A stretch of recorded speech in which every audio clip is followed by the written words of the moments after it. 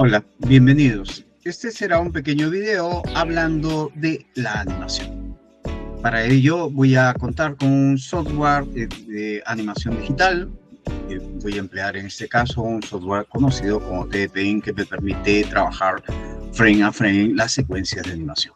Vamos a empezar definiendo un poco a animación como la secuencia de imágenes sucesivas trabajadas individualmente para crear la ilusión del movimiento. En animación tradicional, nosotros siempre teníamos una imagen a la cual se le agregaba otra imagen más y otra imagen más para ir creando una secuencia de imágenes. Estas imágenes tenían distancias similares y formas similares. Cuando tú tienes dos imágenes similares con pequeños cambios, pues tú vas a obtener una pequeña secuencia. Ahora, en la animación actual, nosotros trabajamos con software que repite los mismos procedimientos para crear animación como se hacía en papel. Vamos un poco a ese punto. Entonces, nosotros tenemos la secuencia. Para que se hable de secuencia, uno tiene básicamente dibujos que van a tener distancias similares, ¿sí? Los dibujos no pueden estar muy separados porque si no crean un efecto estroboscópico o de brinco, de salto. Lo que nosotros necesitamos son dibujos que tengan cierta cercanía para poder engañar mejor al cerebro para crear la ilusión de movimiento, ¿sí?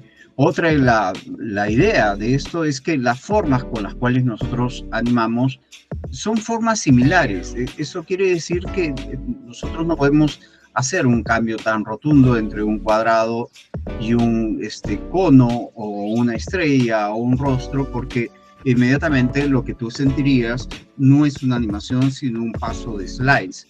Cuando hablamos de formas similares, nosotros estamos hablando, por ejemplo, si nosotros dibujamos un círculo o un ovoide, son formas similares. Entonces, la gente debe de entender o debe de entender de que hay una progresión de la forma, ¿no? Y no solamente de la distancia.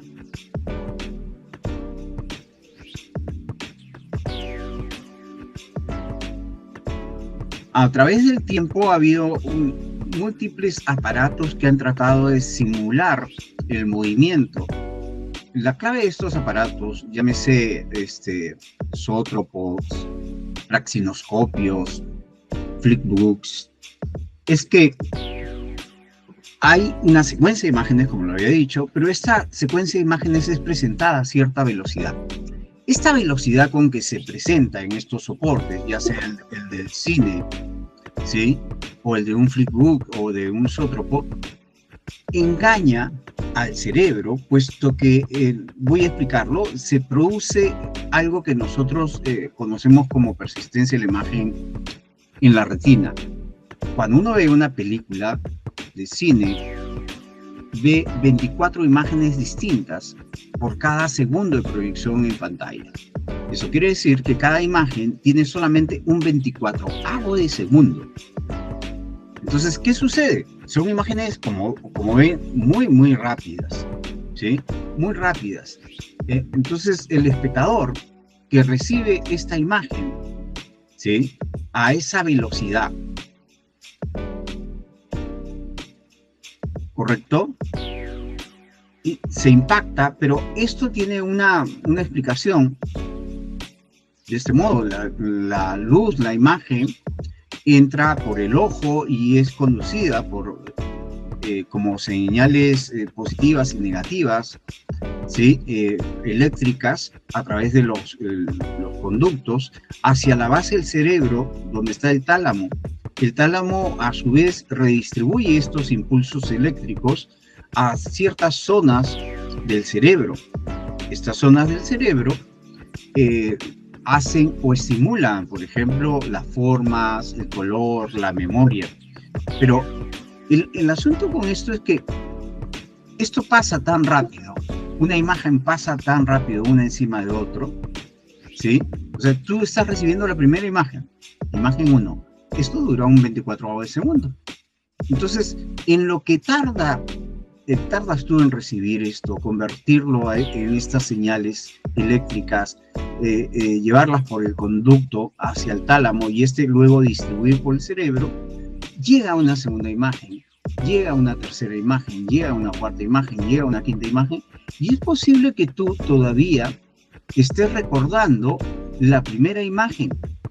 Entonces, esta invasión de imágenes van haciendo una especie de cadena visual que crea la sensación de que el objeto realmente se está moviendo, ¿sí? Un ejemplo muy claro al respecto de esto es cómo funciona el cerebro en persistencia, como cuando uno juega con chispitas mariposas en Navidad, apaga la luz y comienza a dibujar trazos en el aire. Esos trazos evidentemente son la respuesta a lo que yo estoy comentando. La verdad es que tú podrías atravesar ese trazo con la mano y no te quemarías, porque lo que estás viendo en el aire es el recuerdo, es la ilusión de la trayectoria por donde pasó. Tu cerebro, tu memoria, no trabaja a la misma velocidad que el movimiento de tu brazo. Por lo tanto, tú estás uniendo en la memoria ese paso de la punta de la chispita mariposa y creando así la ilusión de movimiento. Entonces, eso es básico para nosotros poder entender por qué uno ve el movimiento en el cine. Porque si uno lo piensa bien, ¿correcto? El cine, en general, son imágenes quietas, fijas. ¿Sí? Son fotografías fijas. Pero lo que crea la ilusión del movimiento es la velocidad con que se emiten y cómo tú la percibes como espectador. O sea, estás recibiendo la primera imagen, la segunda, la tercera, y todavía estás recordando la primera, y eso va creando esta especie de cadena de recuerdo que crea la ilusión del movimiento. Nosotros por eso trabajamos con una línea de tiempo. Y la línea de tiempo en el cine eran los frames o los cuadros. Es cierto, una película de cine normalmente tenía un frame, un cuadro, tenía agujeros de arrastre y hacia el otro lado tenía un wave, una onda, que era el sonido, ¿sí? El sonido óptico, ¿no? Actualmente los softwares, como donde yo estoy hablando, tienen una zona de timeline, que es esta parte que está aquí debajo, donde ustedes pueden ver cuadros. Estos recuadros contienen los dibujos que yo haga eventualmente, ¿correcto? Entonces, y que son totalmente similares a la idea de la película. En la película tú ibas tomando fotografía por fotografía, cambiabas el dibujo, tomabas otra fotografía, cambiabas el dibujo, tomabas otra fotografía, y esto iba compilando o agrupando las imágenes que luego eran proyectadas por un proyector de cine, como decía, 24 imágenes por segundo. Aquí se usa el mismo principio, se van acumulando dibujos con cantidad de frames que luego, cuando das play, empiezan a emitir velocidades, ¿no? ¿Correcto? Entonces, estos software reproducen exactamente la idea de cómo se producía animación, ¿sí?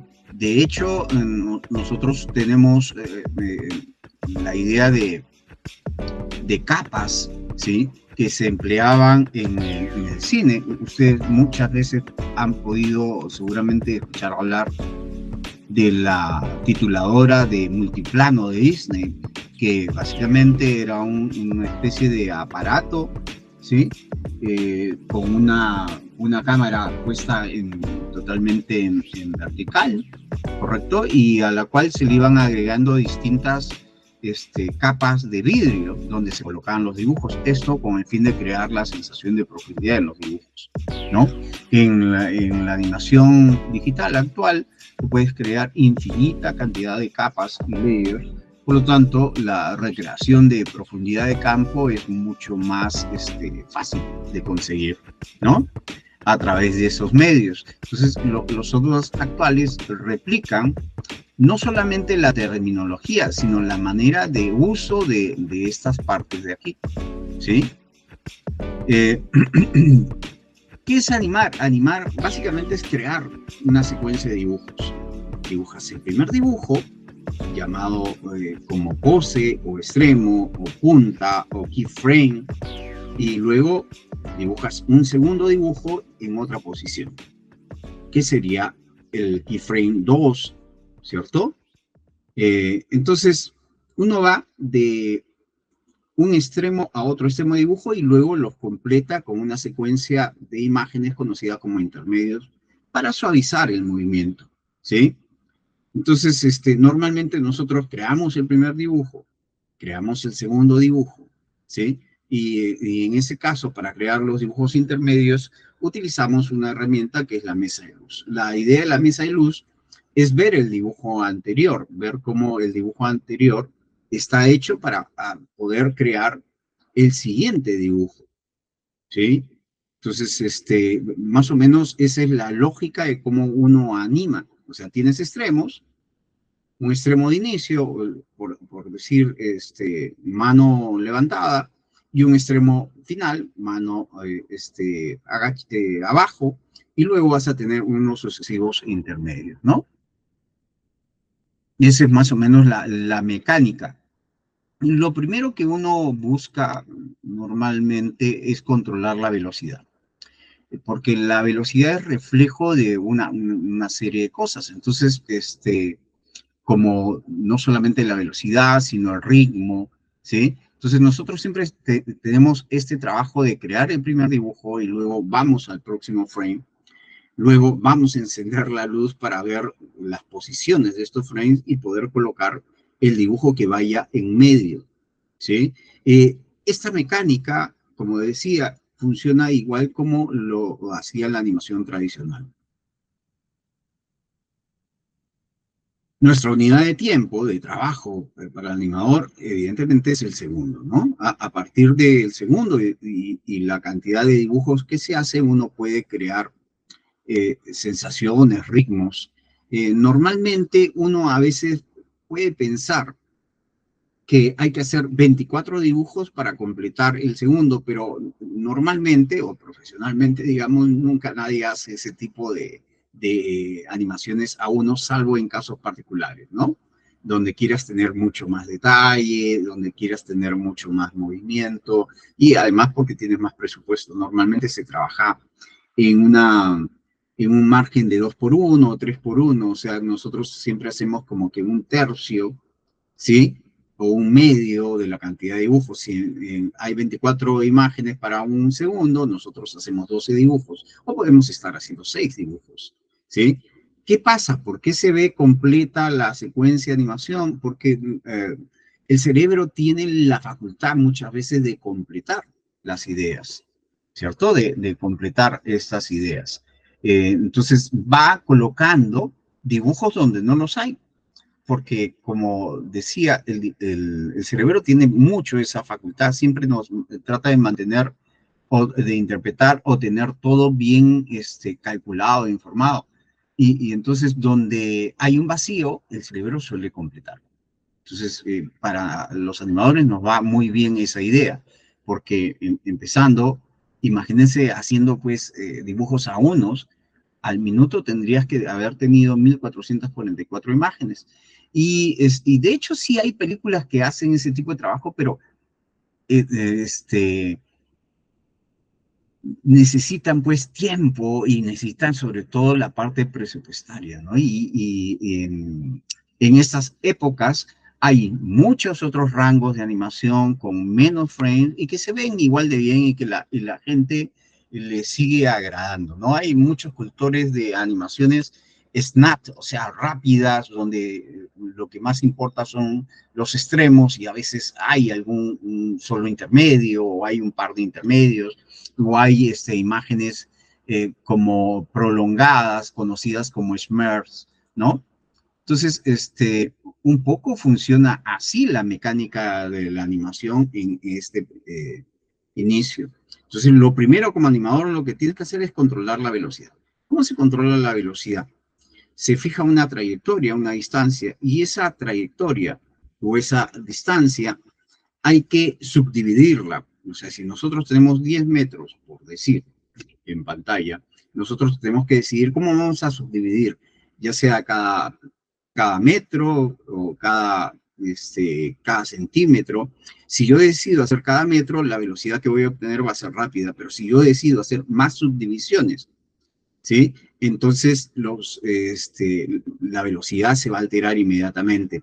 A estas subdivisiones se les conoce como espaciados, ¿no? Y son los responsables de acelerar o desacelerar los movimientos de una animación. Mientras el dibujo esté más pegado, la idea del movimiento va a ser más lento. Y si el dibujo está más despegado un dibujo del otro, la idea va a ser de que el dibujo se va a ver o se va a notar más rápido.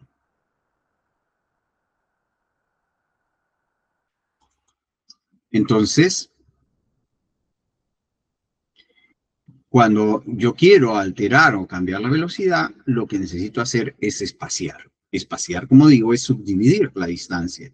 Dependiendo de que si yo pongo muchos espacios o pongo pocos espacios, yo voy a obtener resultados totalmente distintos, como en este ejemplo de animación. Lo voy a poner a 24 frames de velocidad promedio y van a ver cómo resulta esto. En el ejemplo de arriba, el movimiento es uniforme porque los espacios son uniformes. En la línea central, los espacios son menores, por lo tanto, hay un movimiento uniforme, pero más rápido, más acelerado que el anterior que mencioné, ¿sí? Y mientras más espacio esté separado, la impresión en el tercero es que la velocidad del objeto, ¿correcto?, es mucho más rápida. Entonces, lo primero que el animador aprende es a controlar el manejo de la velocidad, ¿sí? Ahora, evidentemente no todos los movimientos se mueven a una velocidad uniforme. De hecho, lo normal o lo más natural es que el objeto empiece moviéndose lento mientras va venciendo el peso de su masa y luego obtenga una aceleración. Entonces, lo lógico cuando uno anima es empezar primero con espacios cortos y luego ampliar esos espacios, ¿sí?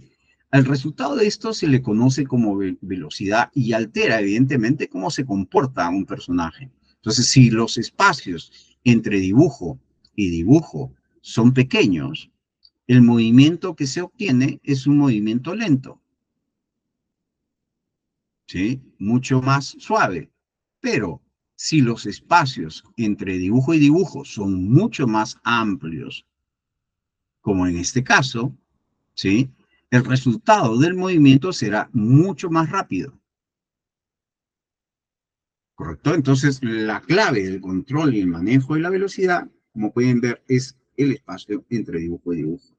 Esto dentro del tema del timing. Ahora, el timing abarca no solamente el tema del espaciado, de la distancia, del movimiento uniforme, del movimiento acelerado o el movimiento desacelerado. También marca una pauta respecto del ritmo. Los personajes o los objetos se mueven con una cierta cadencia, con un cierto ritmo, ¿sí? Que a veces es regular, ¿sí? Cuando hay un movimiento imprevisto, a veces se rompe esa regularidad, pero normalmente nosotros siempre estamos creando cadencias. Si tú caminas, puedes sostener un paso regular, ¿sí? Con pequeñas alteraciones, pero un paso regular que digamos que por paso puede ser 12 cuadros y dar siempre un paso cada 12 cuadros. Ahora, lo que puede variar quizás puede ser un poco la distancia. A veces el paso lo hacen en 50 centímetros, a veces en 45, a veces en 60. ¿A qué obedece eso?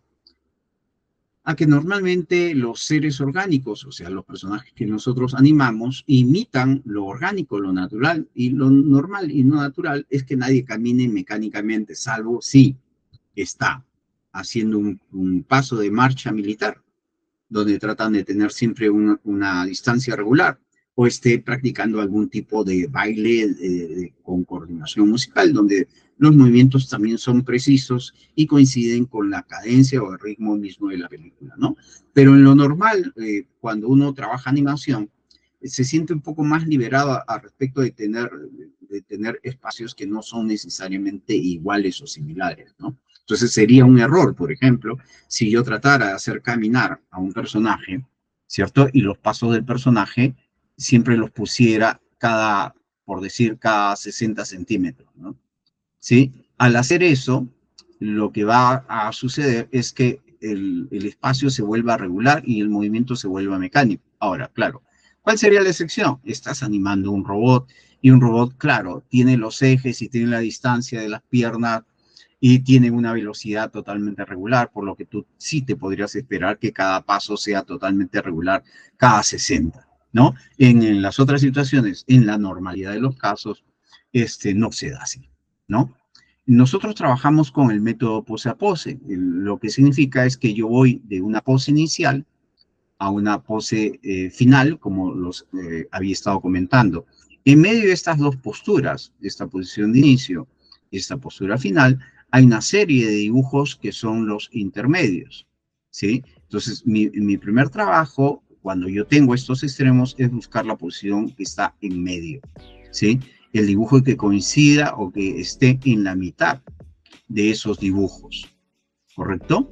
Entonces, haciendo eso, yo voy creando una secuencia de movimiento. Entonces, para llegar de este punto al otro punto, se crea una secuencia de imágenes centrales.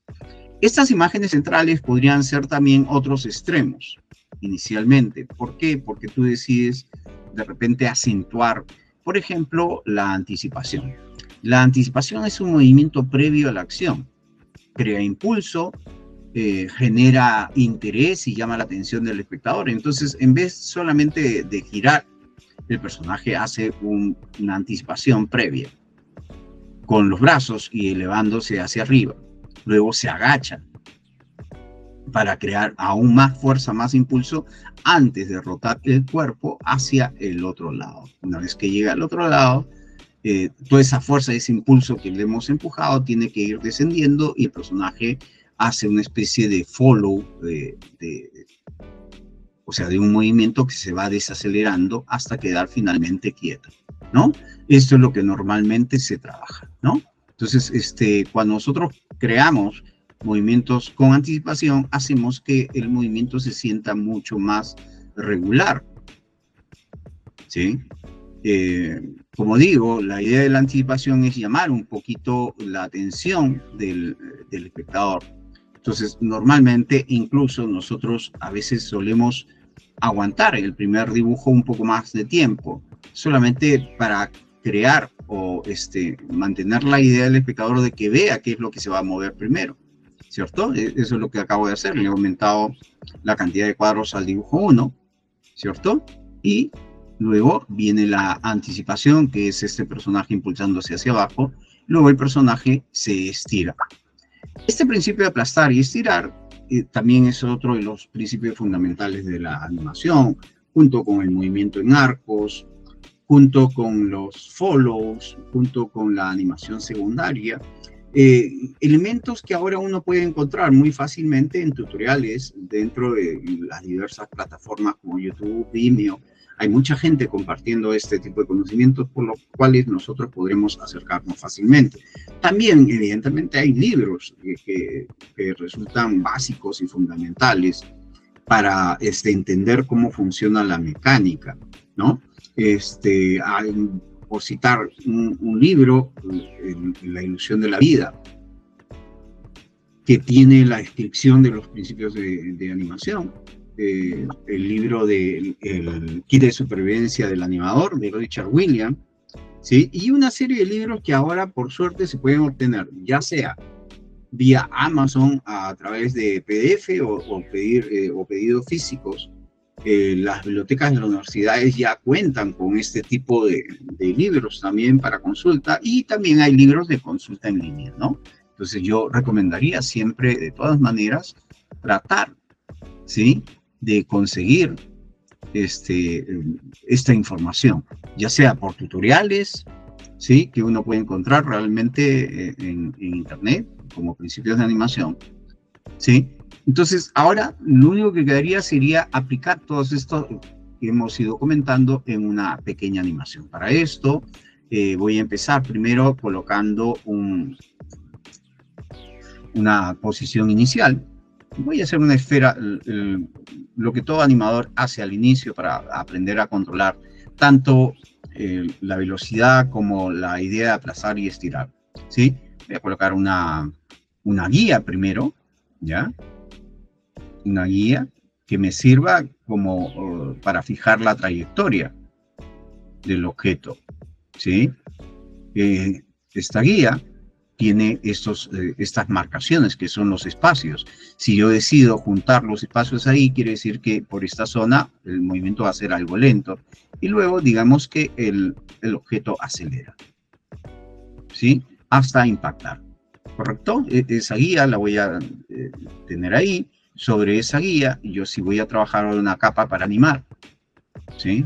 Voy a tomar otro color para distinguirla. Y voy a colocar mi primera postura o posición, ¿sí? Está ahí. El dibujo coincide con esa marca, con la mitad, ¿sí? El dibujo no necesita ser preciso. El dibujo no necesita ser hecho en limpio. Uno trabaja en la primera etapa con un RAF, con un boceto, porque lo que tú quieres obtener realmente primero es el movimiento. O sea, es más importante conseguir el movimiento y después, en una segunda etapa, es la parte donde uno recién hace cleaner de línea, o sea, limpia la línea, o sea, ya se aboca al aspecto de ilustración. Pero para lograr la animación, todos los animadores siempre trabajamos previamente con bosquejos, ¿sí? Bueno, tengo el primer dibujo y ahora voy a continuar con el segundo dibujo. En este caso, la idea no es trabajar pose a pose, sino utilizar el segundo método de animación, que sería el straight ahead, que es básicamente animar en continuo, ¿no? O sea, una vez hecho el dibujo 1, lo que sigue es el dibujo 2.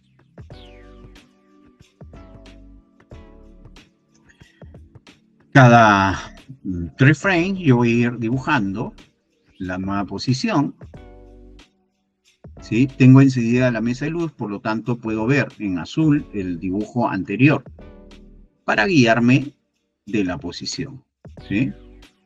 Aquí el objeto empieza a separarse, o la esfera empieza a bajar un poco más rápido, y el hecho de que suceda eso, y si esto fuera una pelota un poco de goma, empezaría a aplastarse. Se aplasta un poco porque el aire va haciendo resistencia, ¿sí? Sobre el volumen de la masa del objeto, y entonces en algún punto los objetos se deforman así, ¿sí? Mientras más aceleración haya, la deformación será mayor. En ese caso, luego viene el impacto. En el impacto, el objeto se aplasta totalmente. Y esto impulsa para que nuevamente salga el objeto hacia arriba. Voy a bajar esto. Hacia arriba a mucha velocidad.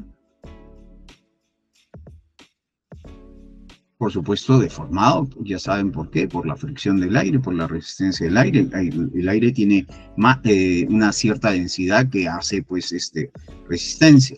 Pero claro, no es lo mismo caer que subir, entonces hay que animar la subida bajo otro principio, bajo otra línea de tiempo, no puede ser la misma, ¿no? Bueno, y el objeto luego recupera su forma, desciende la velocidad con que ha ido subiendo por el rebote, hasta que finalmente ya no puede subir más y se queda ahí, ¿no? Entonces cuando yo pongo play, obtengo la animación.